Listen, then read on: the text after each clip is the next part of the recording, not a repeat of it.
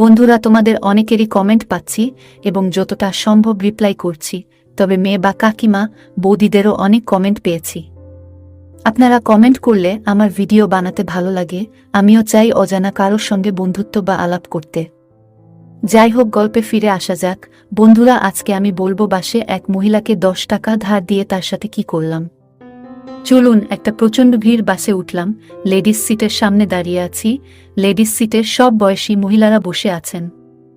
আমি স্বভাবসিদ্ধ নতুন সঙ্গিনীর খোঁজে আছি, আর চোখে দেখছি মহিলাদের। বাস যতই এগোচ্ছে ততই ভিড় বাড়ছে, আর আমার পিছনে আরও লোকের চাপ বাড়ছে। আমার ঠিক সামনে বসা এক বিবাহিতা ভদ্রমহিলা। আমার দৃষ্টি অনেকক্ষণ ধরেই এই ভদ্রমহিলার দিকে। দেখতে ফর্সা রং ভদ্রমহিলার, পিছন থেকে ঠেলার চোটে আমি কিছুটা সামনের দিকে ঝুঁকে পড়ছি। প্রথম ওই ভদ্রমহিলা ব্যাপারটাকে পাত্তা দেননি, কিন্তু কিছু সময় পরে তিনি বুঝতে পারলেন যে আমি ইচ্ছাকৃতভাবেই তার কাছে আসার চেষ্টা করছে। তিনি আর চোখে আমার দিকে দেখতে লাগলেন। তিনি দেখলেন যে আমি অন্যমনস্কভাবে অন্যদিকে তাকিয়ে আছি। আমি বেশ আগ্রহী হয়ে পড়লাম এই ব্যাপারে যে ভদ্রমহিলার সাথে পরিচয় করার খুব ইচ্ছে হলো আমার। কিন্তু ভিড় বাসে এত লোকের সামনে পাশে থাকাতে আমি ঠিক সাহস করে উঠতে পারছি না। এই করে বেশ কিছুটা দৌড় টানাতে পড়লাম আমি। ওদিকে ওই ভদ্রমহিলা বারবার আমার দিকে দেখছে। এই দেখে আমার হাল তো পুরো খারাপ হয়ে গেল। এরকম অবস্থায় এক বুড়িমা এই ভিড় বাসে উঠে লেডিস সিটের দিকে এগোতেই আমার ঠিক সামনে বসা ওই ভদ্রমহিলা উঠে দাঁড়িয়ে বুড়িমাকে নিজের সিটে বসতে দিলেন। তিনি বললেন, মাসিমা এখানে বসুন। ফলে আমার ঠিক সামনে দাঁড়িয়ে পারলেন ভদ্রমহিলা।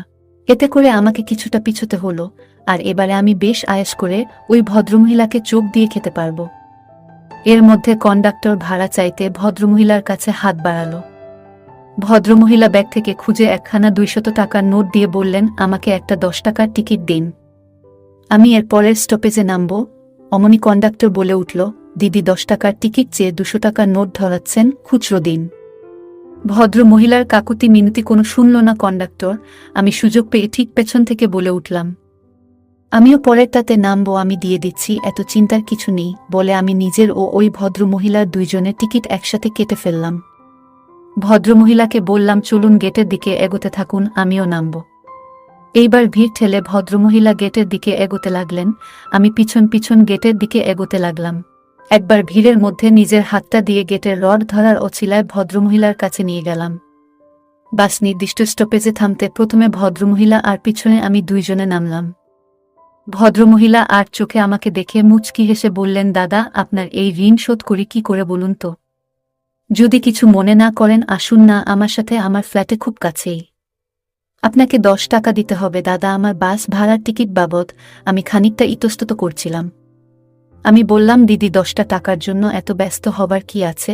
মহিলা বললেন, আরে আসুন না, একেবারে কাছেই আমার ফ্ল্যাট, 5 মিনিটও লাগবে না বলে নিজের অ্যাপার্টমেন্টের সামনে এসে বললেন, এই তো এসে গেছি দাদা, এই সামনে দোতলার ফ্ল্যাটে আমি থাকি। ভদ্রমহিলা নিজের ব্যাগ থেকে চাবি বের করে নিজের ফ্ল্যাটের দরজা খুলে বললেন, আসুন দাদা, বসুন। বলে আমাকে ড্রয়িং রুমে সোফাতে বসতে দিলেন আর বললেন, দাদা 2 মিনিট বসুন, আমি টাকাটা নিয়ে আসছি বলে সদর দরজা বন্ধ করে এসি চালিয়ে দিলেন। আমি বসে আছি, উনি সোজা ভিতরে ঢুকে গেলেন। এবারে মহিলার পরিচয় একটু দিয়ে দেই। মহিলার নাম সাথী, বয়স বছর 40, একা থাকেন সাথী দেবী। স্বামী তাকে ছেড়ে চলে গেছে, একটা মাত্র ছেলে ইঞ্জিনিয়ারিং পড়ছে, কলকাতাতে হোস্টেলে থাকে। যাই হোক, তখনই ভদ্রমহিলা এক গ্লাস ঠান্ডা জল নিয়ে এলেন আর আমাকে বললেন, দাদা একটু জল খান, যা গরম পড়েছে, এবার একটু জল খেয়ে ঠান্ডা হন। আমি এক দৃষ্টিতে ভদ্রমহিলার দিকে তাকিয়ে থাকতে লাগলাম। ভদ্রমহিলা বলে উঠলেন, আমার দিকে অমন করে তাকিয়ে কি দেখছেন দাদা? আমাকে কি আপনার ভালো লেগেছে? সে তো দাদা বাসেই আমি টের পেয়েছি। বলে খিলখিল করে হাসতে লাগলেন আর বললেন, আপনি জল খান, আপনার ঋণ শোধ করে দেব বলে ভিতরে চলে গেলেন। বেশ কিছু সময় কেটে গেল, ভদ্রমহিলার আসার পাত্তা নেই। আমি উসখুস করছি কখন আসবে।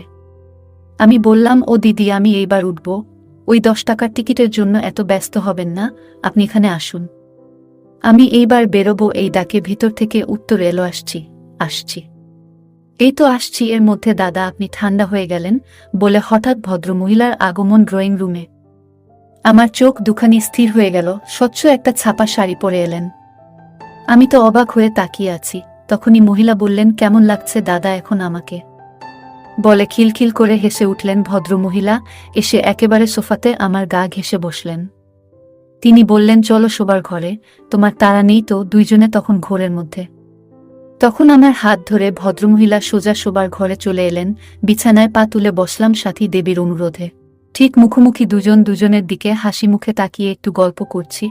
তখন দুপুর, গ্রীষ্মকালের প্রবল উত্তাপ বাইরে। রুমের ভেতরে আমরা দুজন শুরু করব, ঠিক তখনই বাড়ির কলিংটা বেল বেজে উঠল। সাথী দরজা খুলতে অবাক হয়ে গেল। সাথীর ছেলে ছুটিতে বাড়ি ফিরে এলো। আমাদের সমস্ত আশা বৃথা হয়ে গেল। আমি বাড়ি ফিরে গেলাম, আর যাবার সময় নম্বরটা নিয়ে গেলাম। এরপর থেকে আমাদের ফোনে কথা বলা শুরু হলো। বেশ কিছুদিন কথা বলার পর আমরা স্বামী স্ত্রীর মতো সম্পর্ক গড়ে উঠল। এরপর থেকে আমার ওদের বাড়িতে যাওয়া বেড়ে গেল। ওদের বাজার টাজার ও আমি করে দিতাম। এভাবেই দিন যাচ্ছিল। সাথী একটা অফিসে কাজ করে অনেক কষ্টে সংসার চালাচ্ছিলেন। কাজের পাশাপাশি উনাদের গ্রামের জমি থেকেও কিছু আসত, তা দিয়ে চলে যেত। অক্টোবর মাসে উনাদের গ্রামে কিসের যেন মেলা বসে, অনেক নাকি ধুমধাম হয়। ওরা প্রতি বছর যেত, এবার আমাকেও সাথে যাওয়ার প্রস্তাব দিল। আমি এক কথায় রাজি হয়ে গেলাম, কারণ আমার মনের ইচ্ছা পূরণ করতে হবে। তাছাড়া সাথীর সাথে আমার সম্পর্ক বন্ধুর মতো, ওকে আমি তুই করে বলতাম। ওদের গ্রাম এর বাড়ি ছিল উত্তরবঙ্গের একটা জেলায়। আমাদের বাস রাত 9:30টায়। ব্যাগ ট্যাগ নিয়ে চলে এলাম কল্যাণপুর বাস কাউন্টারে। যাত্রী পরিবহনের একটি বাসের টিকিট কাটা হয়েছে। সিট মোটামুটি পেছনের দিকেই। বাসে উঠে আমি আর সাথী এক সিটে বসলাম, আর সাথীর ছেলে আমাদের সামনের আরেক সিটে। বাস ছাড়তেই আমরা গল্প শুরু করলাম। নানা রকম গল্প করছিলাম দুজন। বাস একটানা ছুটে চলেছে। জানালা দিয়ে মাঝে মাঝে দূরের কোনো ফ্যাক্টরির আলো দেখা যাচ্ছে। বাতাসে সাথীর চুল এসে পড়ছে আমার মুখে। আমি মুগ্ধ দৃষ্টিতে চেয়ে আছি সাথীর দিকে। কই, কখনো তো সাথীকে এত সুন্দর লাগেনি। আজ কি হলো হঠাৎ? সাথীর কোনো কথা আর কানে যাচ্ছিল না।